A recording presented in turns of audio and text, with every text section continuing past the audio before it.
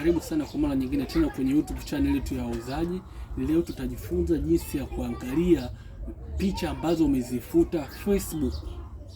Picha ambazo umezifuta Facebook utaweza kuziona moja kwa moja. Unagusa hii sehemu hapa. Baada hapo unaingia kwenye setting.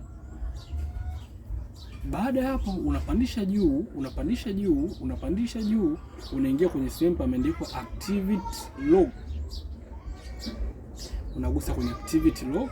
Baada hapo, ili kupata picha au video ambazo umezifuta muda wowote nyuma, yani ijalishi ni lini, lakini sana sana isizidi siku 30, basi utabonyeza ili neno limeandikwa trash.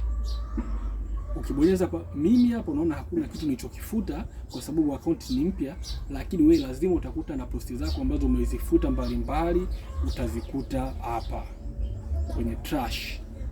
Karibu sana, yani umeona trash inakuwa na vitu vingi lakini visizidi siku 30. Basi usisahau kusubscribe hapo chini. Video kama hizi na nyingine nyingi tayari zipo na nyingine nyingi zinakuja. Karibu sana.